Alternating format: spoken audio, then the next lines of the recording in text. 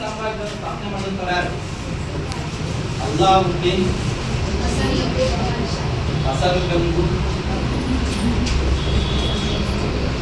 ಬಹಮನಿ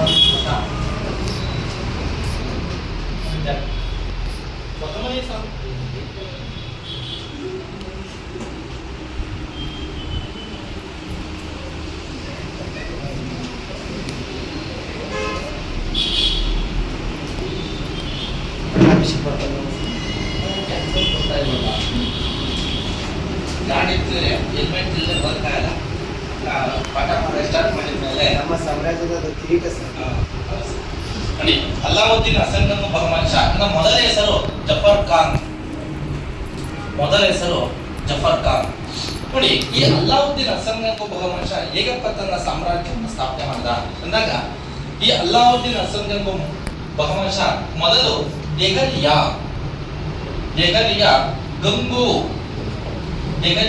ಗಂಗು ಎಂಬ ಬ್ರಾಹ್ಮಣರ ಜ್ಯೋತಿಷ್ಯರ ಮನೆಯಲ್ಲಿ ಸೇವೆ ಮಾಡ್ತಿದ್ದ.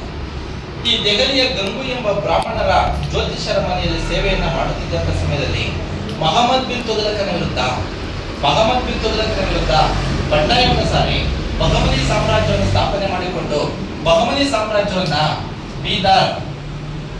ಬೀರಾರ್, ಗುಲ್ಬರ್ಗ, ದೌಲತಾಬಾದ್ ಎಂದು 4 ಭಾಗಗಳಾಗಿ ಭಾಗ ಮಾಡಿದ್ದಾರೆ. ಅಲ್ಲಾವುದ್ದೀನ್ ಹಸನ್ ಗಂಗು ಬಹಮನಿ ಶಾ ದೆಹಲಿಯ ಗಂಗು ಎಂಬ ಬ್ರಾಹ್ಮಣರ ಜ್ಯೋತಿಷ್ಯರ ಮನೆಯಲ್ಲಿ ಸೇವೆಯನ್ನ ಮಾಡುತ್ತಿದ್ದಂತ ಸಮಯದಲ್ಲಿ ಮಹಮ್ಮದ್ ಬಿನ್ ತುಘಲಕನ ವಿರುದ್ಧ ಬಂಡಾಯವನ್ನು ಸಾರುವುದರ ಮೂಲಕ ಬಹಮನಿ ಸಾಮ್ರಾಜ್ಯವನ್ನು ಸ್ಥಾಪನೆ ಮಾಡಿಕೊಂಡು ತನ್ನ ಸಾಮ್ರಾಜ್ಯವನ್ನ ಬೀರಾರ್, ಗುಲ್ಬರ್ಗ, ದೌಲತಾಬಾದ್ ಎಂದು 4 ಭಾಗಗಳಾಗಿ ಭಾಗ ಮಾಡಿದ. ನೋಡಿ, ಈ ನಮ್ಮ ಅಲ್ಲಾವುದ್ದೀನ್ ಹಸನ್ ಗಂಗು ಬಹಮನಿ ಶಾ ಈತ ತನ್ನ ನಾಣ್ಯಗಳ ಮೇಲೆ ತನ್ನನ್ನು ತಾನು ಎರಡನೇ ಅಲೆಕ್ಸಾಂಡರ್ ಎಂದು ಅಚ್ಚು ಹಾಕಿಸಿಕೊಂಡವನು. ವಿದ್ಯಾರ್ಥಿಗಳೇ, ತನ್ನನ್ನು ತಾನು ಎರಡನೇ ಅಲೆಕ್ಸಾಂಡರ್ ಎಂದು ಕರೆದುಕೊಂಡವನು ಯಾರು? ಅಲ್ಲಾವುದ್ದೀನ್ ಖಿಲ್ಜಿ. ಅಲ್ಲಾವುದ್ದೀನ್ ಖಿಲ್ಜಿ ಬಿರುದೇನು? ಎರಡನೇ ಅಲೆಕ್ಸಾಂಡರ್. ಅಲ್ಲಾವುದ್ದೀನ್ ಖಿಲ್ಜಿಯನ್ನ ಎರಡನೇ ಅಲೆಕ್ಸಾಂಡರ್ ಎಂದು ಕರೆದವರು ಯಾರು? ಅವನೇ ಕರ್ಕೊಂಡ, ಯಾರು ಕರೆದಿಲ್ಲ. ತನ್ನನ್ನು ತಾನು ಎರಡನೇ ಅಲೆಕ್ಸಾಂಡರ್ ಎಂದು ಕರೆದುಕೊಂಡವನು ಅಂದಾಗ ಅಲ್ಲಾವುದ್ದೀನ್ ಖಿಲ್ಜಿ. ತನ್ನ ನಾಣ್ಯಗಳ ಮೇಲೆ ಎರಡನೇ ಅಲೆಕ್ಸಾಂಡರ್ ಎಂದು ಅಚ್ಚು ಹಾಕಿಕೊಂಡವನು ಯಾರು ಅಂದಾಗ ಅಲ್ಲಾವುದ್ದೀನ್ ಹಸನ್ ಗಂಗು ಬಹಮನಿ ಶಾ.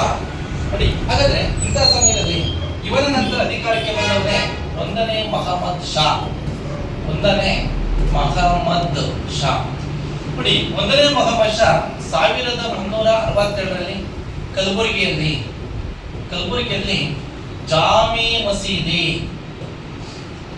ಮಸೀದಿಯನ್ನ ನಿರ್ಮಾಣ ಮಾಡ್ತಾರೆ. ನೋಡಿ, 1362ರಲ್ಲಿ ಕಲಬುರಗಿಯಲ್ಲಿ ಜಾಮಿ ಮಸೀದಿ ನಿರ್ಮಾಣ ಮಾಡಿದ. ಇದು ದಕ್ಷಿಣ ಭಾರತದ ದೊಡ್ಡ ಮಸೀದಿ.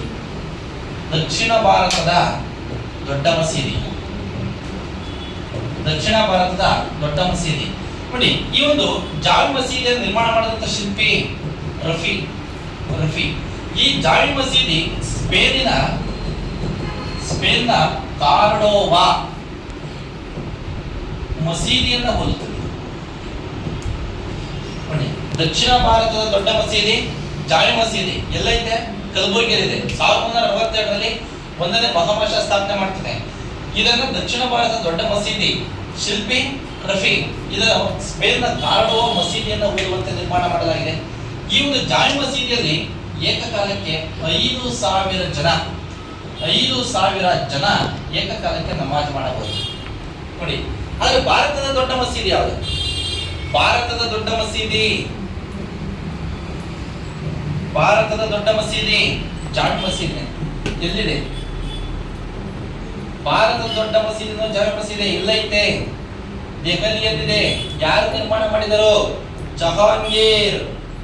ಜಹಾಂಗೀರ್ ನಿರ್ಮಾಣ ಮಾಡ್ತಾನೆ. ಶಹಜಹಾನ್ ನಿರ್ಮಾಣ ಮಾಡ್ತಾನೆ.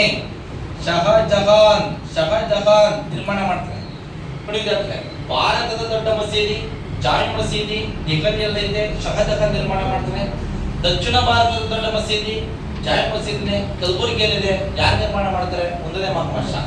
ನೋಡಿ, ಭಾರತದ ಪ್ರಥಮ ಮಸೀದಿ ಯಾವುದು? ಭಾರತದ ಪ್ರಥಮ ಮಸೀದಿ ಕುವತ್ ಇಸ್ಲಾಂ ಮಸೀದಿ. ಕುವತ್ ಇಸ್ಲಾಂ ಮಸೀದಿ ಕುವತಿ ಇಸ್ಲಾಂ ಮಸೀದಿ. ಕುವತಿ ಇಸ್ಲಾಂ ಮಸೀದಿ ಎಲ್ಲ ಇದೆ, ದೆಹಲಿಯಲ್ಲಿದೆ. ಯಾರು ನಿರ್ಮಾಣ ಮಾಡಿದ್ರು? ಕುತುಬ್ದೀನ್ ಐಬಕ್ ನಿರ್ಮಾಣ ಮಾಡಿದ್ರು. ನೋಡಿ ವಿದ್ಯಾರ್ಥಿ, ಮಸೀದಿ ಬಂದಾಗ ಈ ಮೂರು ಗೊತ್ತಿದ್ರೆ ಇದನ್ನ ಏನೇ ಕ್ವಶನ್ ಅಲ್ಲಿ ಬಂದಂಗ.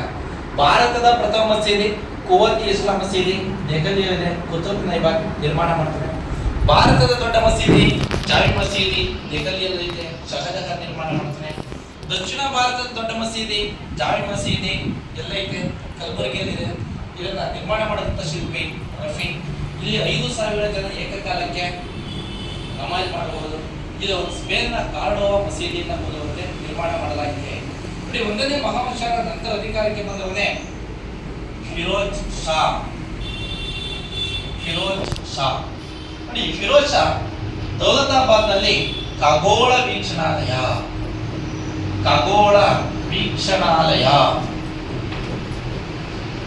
ದೌಲತಾಬಾದ್ ನಲ್ಲಿ ಖಗೋಳ ವೀಕ್ಷಣಾಲಯವನ್ನು ಸ್ಥಾಪನೆ ಮಾಡಿದ. ಮತ್ತೆ ಈ ಫಿರೋಜ್ ಶಾ ತನ್ನ ಹೆಸರಿನ ಮೇಲೆ ಭೀಮಾ ನದಿಯ ದಂಡೆಯ ಮೇಲೆ ಫಿರೋಜಾಬಾದ್